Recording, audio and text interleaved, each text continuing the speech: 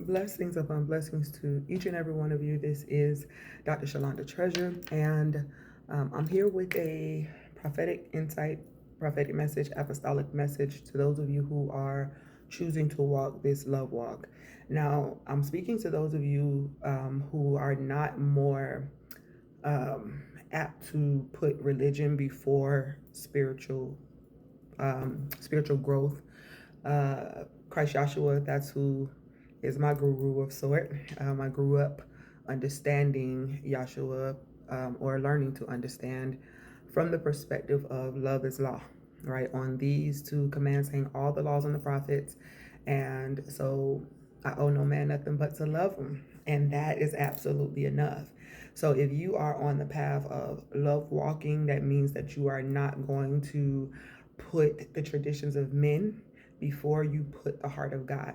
We know that God is love. So when I say the heart of God, I mean the heart of love, absolutely. And that means the conditions are different. That means that there's no respecter of persons. That means that we live to cleanse and do introspection every single day so that we are not the thing that hurt us, so that we can then be the ones called by the name of love to heal the land. All right. Not saying that everybody will jump on board, but I'm talking to those of you who choose that particular walk. I have a message that I need us to really hear. And anybody else who does listen to this, if you feel any conviction within yourself, then amen, because according to your faith, be it unto you, right? And we must be fully convinced within ourselves. So I've taught this over and over again over the years, but I'm going to emphasize it today because it is a must. And for those of you who understand the urgency of what is happening in the land, you know that this is not about trying to figure out what's evil and what's good. This is literally about coming to a place of awakening within oneself. To say, let me check myself to make sure that I am not the very thing that I'm preaching, teaching, and screaming against. All right. So I need you to hear this from the place of heart. Much of what's happening in this hour with people going and doing their healing work and their shadow work, and they're integrating and they're claiming salvation, right? Coming to God, giving God a yes, right? Choosing your religious practice or your stance so that you can unfold, so that you can grow. We are doing a lot of inner work, but we are leaving out the fact that we are one. All right. So there's nothing wrong with you doing the inner work, right? Because I can't love my neighbor as myself if I do not love myself. And so therefore I need to understand this from that perspective. We do introspection, we do the work, we deal with the boulder in our own eye before we deal with the speck in somebody else's eye, because we understand that to be the order of things. When we're talking about order, and God is order, and God doesn't do this and God doesn't do that. So let's start there. The seed of who we are, everything is within us, right? We in seed form, everything that we need to become the fullness of who we are is already inside of us.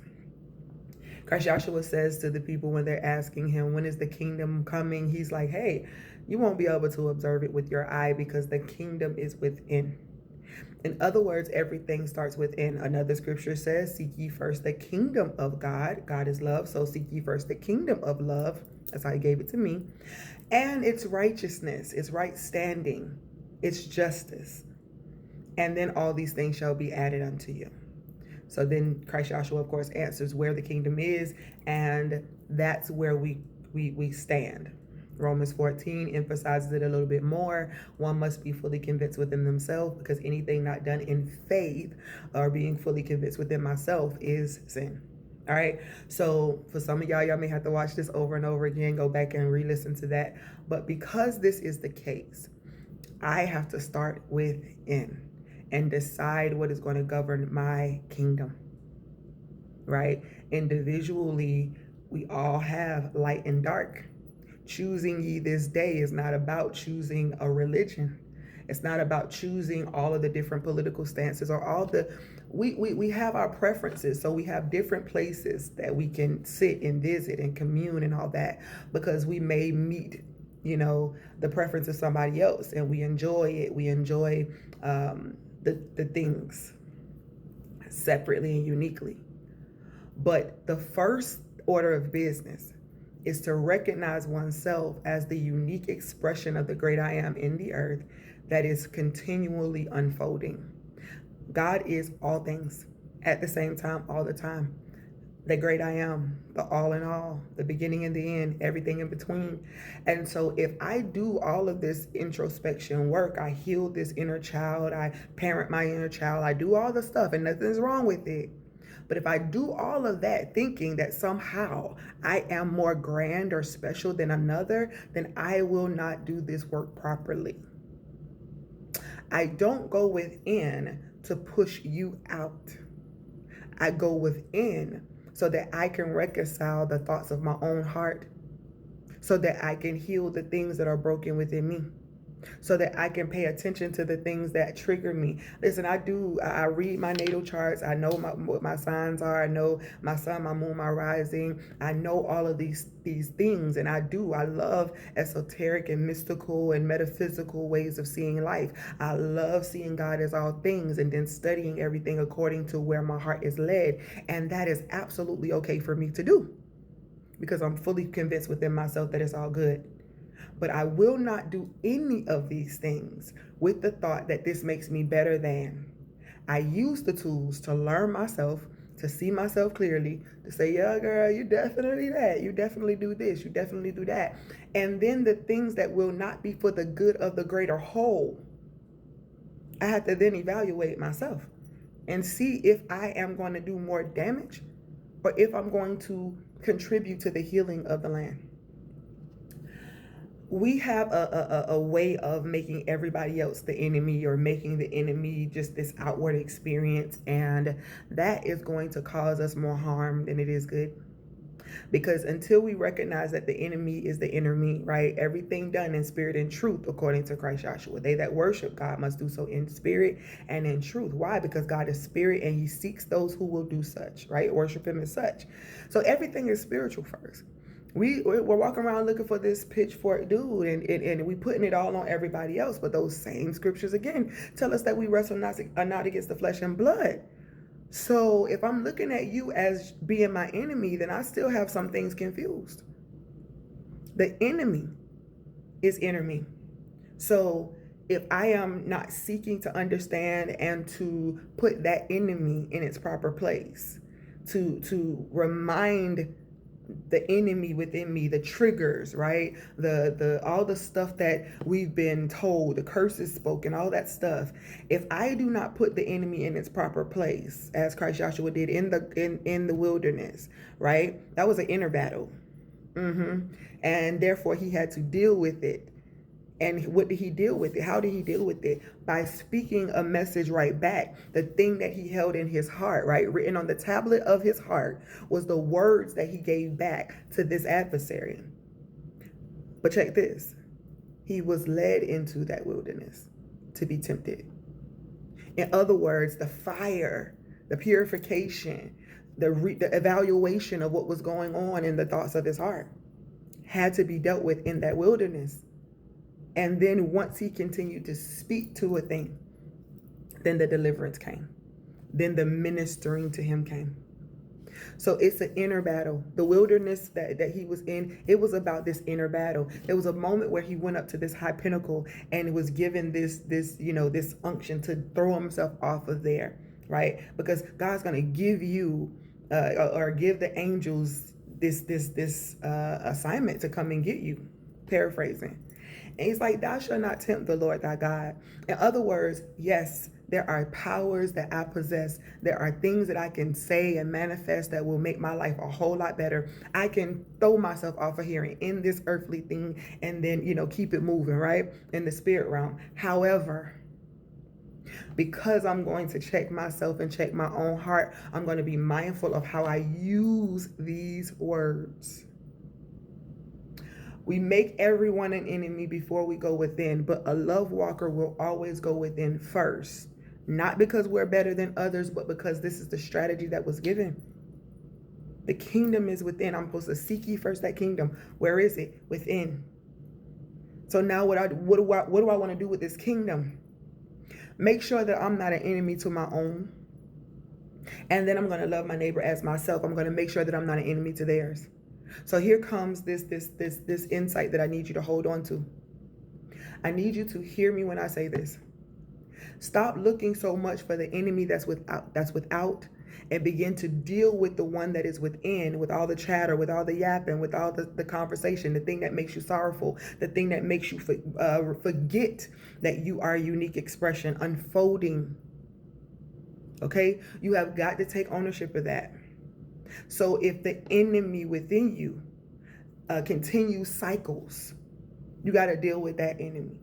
If the enemy within you glorifies something over the allness, then we need to visit that enemy, the enemy of separation, the enemy of division, the enemy that's looking at all the pains and the hurts that somebody has given to it, but it will not evaluate the fact that, hey, you probably did some of these things too, and now you got to deal with your karmic lesson. What you've sown, you must reap. Just this time when you go through it, make sure that you keep your heart intact so you don't then sow more seed for more things that you're going to have to reap later. I know this may seem a little bit complicated for some, but listen, it's very practical. It doesn't make me better overnight.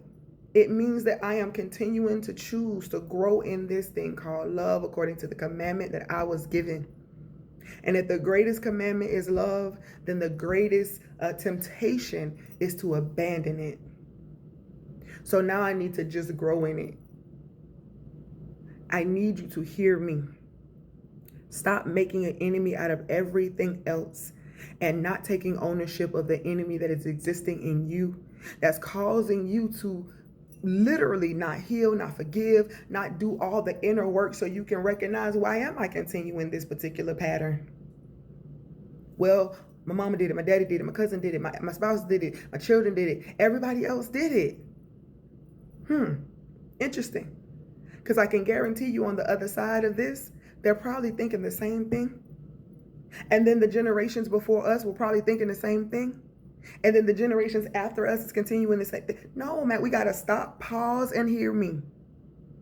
Hear me. Enter me first changes things outward. As within, so without. So when I go within myself and I use these principles, there's nothing wrong with you reading your scriptures. There's nothing wrong with you having whatever practice that you have. It's not the practice, it's the heart behind the practice that's going to make or break us.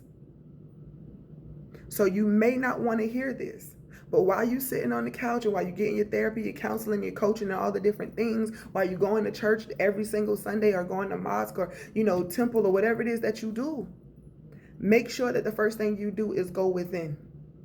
And I'm not saying go within to be pitiful. I'm saying go within to say, let me start here. I'm not just, trying to search the peace things I'm supposed to do. I'm going to go and separate everything about my life. If you're going to go into separation or isolation, make sure that you're doing it because you're going to go and you're going to clean up your kingdom first. This doesn't exclude me from having fun. This doesn't exclude me from enjoying the people that I love. This doesn't mean that I can't go and enjoy a celebration or party. I can't go to a movie. I can't like the movies I like or all the other stuff or the music I like. I can like all of it. And I do. Very eclectic. But the heart of me will always be mindful of how I treat somebody else.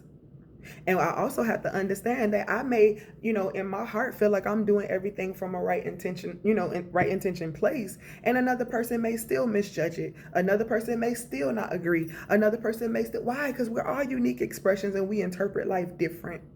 We know God different.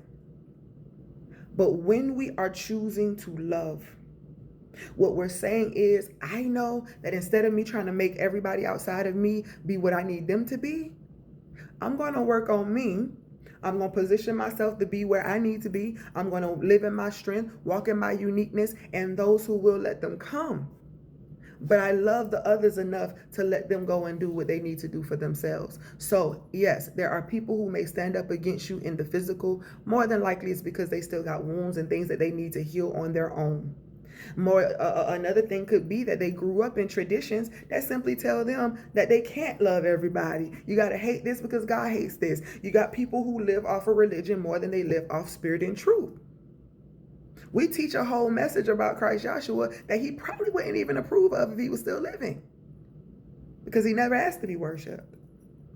To draw all men unto him wasn't about him as an individual, as a person, but to the message, to the death, burial, and resurrection process that each one of us have to go through, no matter what. Every seed must break open in order for the fullness of what's in it to come out.